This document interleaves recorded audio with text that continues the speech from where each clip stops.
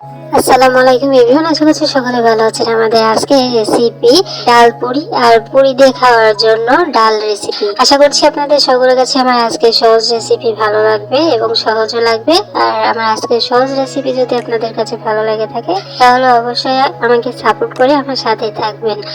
আর আমি আজকে খুব সহজেই তৈরি করে দেখাবো যে ডাল পুরি কিভাবে তৈরি করতে হয়। আর একদম পুরে ভরপুর ডাল পুরি আপনারা বাড়িতে কিন্তু অবশ্যই ট্রাই করবেন। আর আমাদের দোকানে মানে আমাদের বাড়ির পাশে দোকান আছে, হোটেল, এখানে বিক্রি করা হয় হলো 10 টাকা করে এই একই সাইজের। তো চলুন দেখে আসি 10 টাকা দামের পুরি কিভাবে তৈরি করব। তো একটা বোলে আমি দিয়ে নিচ্ছি 2 কাপ আটা।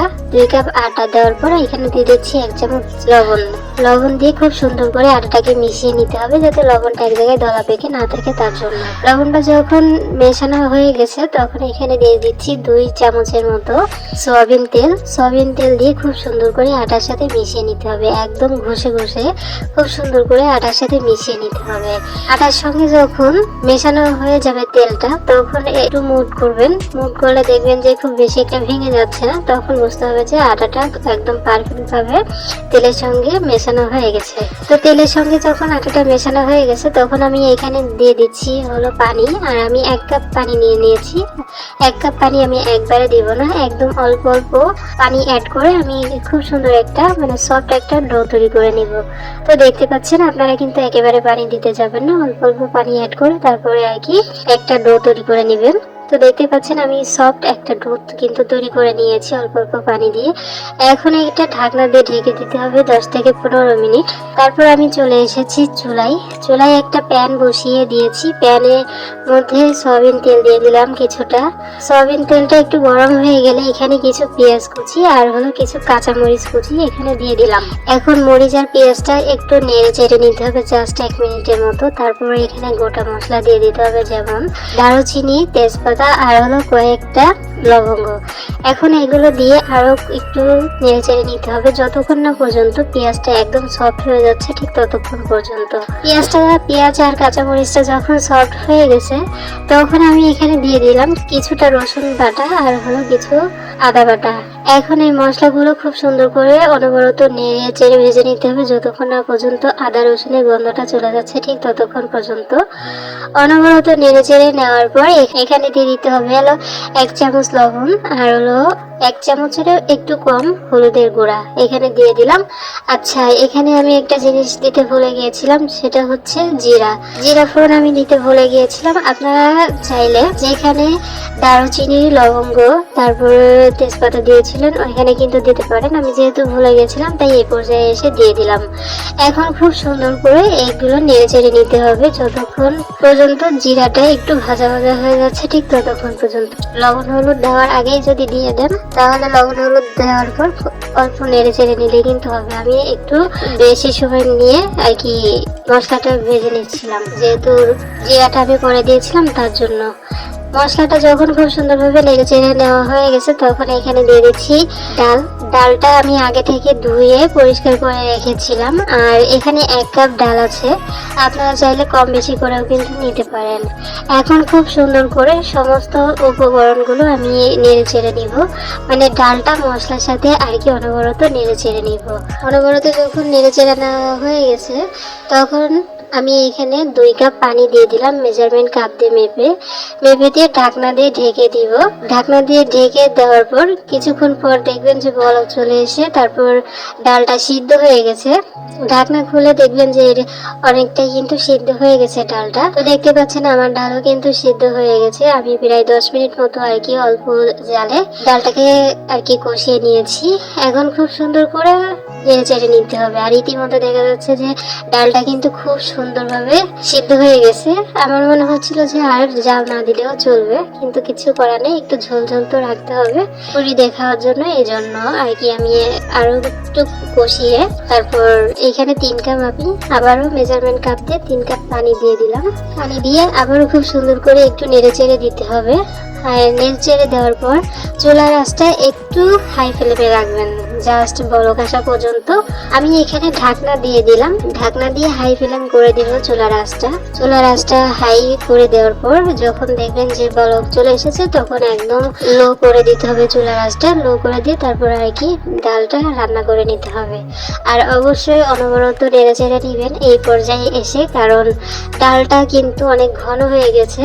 তো আপনারা যদি নাড়াচাড়াটা না করেন তাহলে কিন্তু নিচ থেকে ধরে পড়ে যাবে, সেক্ষেত্রে কিন্তু আবার বেশি ভালো লাগবে না। তো অবশ্যই একটু নেড়ে চেড়ে নেওয়ার চেষ্টা করবেন। তো দেখতে পাচ্ছেন আমি ডালটা কিন্তু অনবরত নেড়ে চেড়ে নিচ্ছি, আর ডালটা কিন্তু আমাদের ইতিমধ্যে হয়ে গেছে। মানে এই পর্যায়ে এসে কিন্তু আমি কিছুটা ডাল তুলে রাখবো, ওই যে পুরি খাওয়ার জন্য অর্ধেকটা তুলে রাখবো। আর অবশ্যই আপনারা লবণটা চেক করে নেবেন এই পর্যায়ে এসে।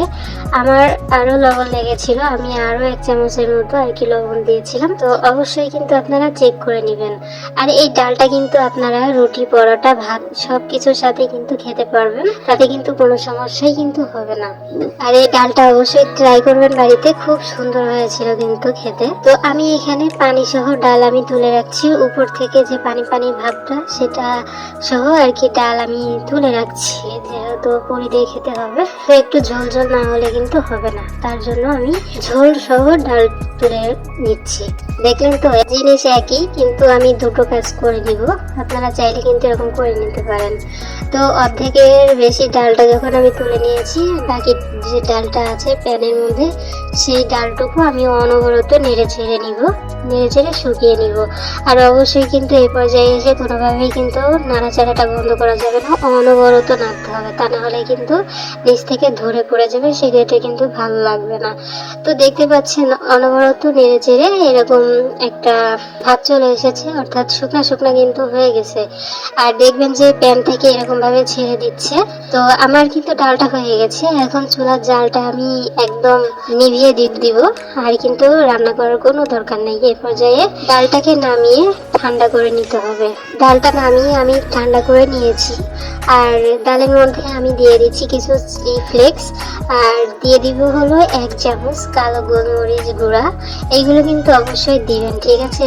তারপর এখানে দিয়ে দিচ্ছি হলো কিছু কাঁচা পেঁয়াজ। এখানে কাঁচা পেঁয়াজটা অবশ্যই ব্যবহার করবেন, অর্থাৎ আমি যা যা ব্যবহার করছি তাই কিন্তু ব্যবহার করবেন, তাহলে দোকানের চেয়েও কিন্তু অনেক বেশি মজার হবে খেতে পুরিটা। তো অবশ্যই স্টেপ বাই স্টেপ ফলো করার চেষ্টা করবেন। সবকিছু দেওয়ার পর আমি অনবরত হাত দিয়ে আর কি অনবরত নেড়ে চেড়ে মেখে নিব। ডালটা যখন সমস্ত উপকরণের সাথে মেশানো হয়ে গেছে তখন এক সাইডে রেখে আর চলে এসেছি আটার এখানে। আর আটা কিন্তু অনেকক্ষণ ধরে রেস্ট হয়েছে, রেস্টে কিন্তু একদম সে সফট নরম হয়ে গেছে, একদম নরম তুলতুলে হয়ে গেছে আটার ডোটা। আর এতটাই সফট হয়েছে এখানে কি বলবো, যতক্ষণ পর্যন্ত ডাল রান্না করেছি ঠিক ততক্ষণ পর্যন্ত কিন্তু আটার ডোটা একদম রেস্টে ছিল।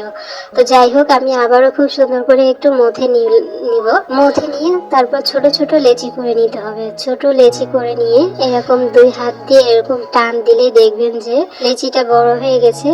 আর তারপর মাছ বরাবর 1 চামচ করে ডালের পুর দিয়ে তারপরে যে মুখগুলো আছে বন্ধ করে দিতে হবে। মুখ বন্ধ করে দিয়ে এরকম হাত দিয়ে ঘুরিয়ে ঘুরিয়ে আর কি চেপে একদম পুরি শেপ করে নিতে হবে। এখানে কোনো বেলাবেলির কোনো ঝামেলাই নেই। তো দেখতে পাচ্ছেন এখানে কিন্তু আমি পুরি তৈরি করে নিয়েছি। প্রত্যেকটা পুরি এরকম হবে।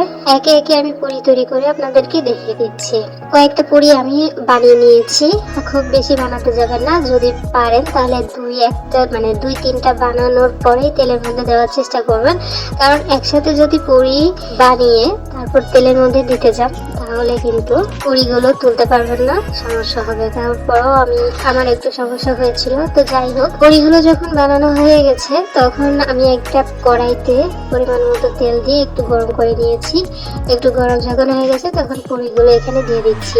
আমি সাবধানে করেছি, তারপরও দেখা যাচ্ছে যে 2টা পুরি আর কি ফেটে গেছে। ফেটে গিয়ে ভিতরে যে পুরটা ছিল, যে ডালের পুর, সেটা কিন্তু বেরিয়ে এসেছে। তো আপনারা অবশ্যই সাবধানে করার চেষ্টা করবেন। যেটা বললাম যে 2-1টা বানানোর পর তারপর আর কি তেলের মধ্যে দিবেন, তাহলে কিন্তু অনেক ভালো একটা রেজাল্ট পাবেন। তো দেখতে পাচ্ছেন আমার 3টা পুরি আমি দিয়ে দিলাম তেলের মধ্যে। আর এরকম গরম তেল উপর দিয়ে যদি একটু দেন তাহলে কিন্তু পুরি ফুলতে সাহায্য করবে। গরম তেল আর কি, গরম তেল এরকম পুরির উপর দিলে পুরিগুলো কিন্তু ফুলে খুব সুন্দরভাবে। তো দেখতে পাচ্ছেন আমি এরকম অনবরত নেড়ে চেড়ে লাল লাল করে এরকম কালার করে আর কি ভেজে ভেজে নিয়েছি। তো দেখতে পাচ্ছেন আমার তেলটা কিন্তু একটু বাজে হয়ে গেছে, যেহেতু পুরি ফেটে গিয়ে ডালগুলো আর কি একদম ভাজা ভাজা হয়ে গেছে তেলের সঙ্গে। তো যাই হোক, আমি একে একে সমস্ত পুরিগুলো ভেজে নিব এই একই তেলের মধ্যে। পুরিগুলো ভাজা হয়ে গেলে তারপর আমি আপনাদের সাথে শেয়ার করে দেখাবো যে আমার পুরিগুলো কেমন হয়েছে। তো দেখতে পাচ্ছেন যে আমার পুরিগুলো কিন্তু আমি একে একে তৈরি করে নিয়েছি, আর দেখতে পাচ্ছেন আমি আপনাদেরকে পরিবেশন করেও দেখাচ্ছি। ডাল এবং পুরি দুটোই কিন্তু খুব সুন্দর হয়েছে। তো দেখতে পাচ্ছেন মাশাআল্লাহ কতটা সুন্দর দেখা যাচ্ছে। আমি যতই বলি না কেন তাতেই কিন্তু কম হয়ে যায়, যেটা আপনারা বাড়িতে ট্রাই না করলে কিন্তু একেবারেই বুঝতে পারবেন না। ডালের কালারটা জাস্ট অসাধারণ লাগছে আমার কাছে। আর এই ডাল পুরিটা আমাদের এখানে 10 টাকা করে বিক্রি হয়, এই এতটুকু ডাল পুরি। তো অবশ্যই কিন্তু ট্রাই করবেন, ঠিক আছে। এখন আমি আপনাদেরকে একটা ডাল পুরি ভেঙে শেয়ার করে দেখাচ্ছি যে আমার ডালের ভিতরে কতটা সুন্দর হয়েছে। একদম পুরে ভরা ডাল পুরি, দেখতেই তো পাচ্ছেন কতটা সুন্দর। এরকম যদি ঘরে তৈরি খাবার যদি আপনারা খান তাহলে কিন্তু প্রত্যেকটা খাবারই কিন্তু হেলদি হয়, আর একদম ফ্রেশ খাবার হয়, হেলদি খাবার হয়। বাইরে থেকে আর কিনে খেতেই হবে না। তো অবশ্যই কিন্তু এই ঠান্ডা হালকা ঠান্ডা ওয়েদারে আপনারা এরকম ডাল পুরি ট্রাই করতে পারেন। সো ফাইনালি আজকের রেসিপি এতটুকুই। কেমন লাগলো অবশ্যই জানাবেন। সবাই অনেক ভালো থাকবেন, সুস্থ থাকবেন। আমার পরবর্তী ভিডিও দেখার আমন্ত্রণ জানিয়ে আজ এখানে বিদায় নিচ্ছি। আল্লাহ হাফিজ।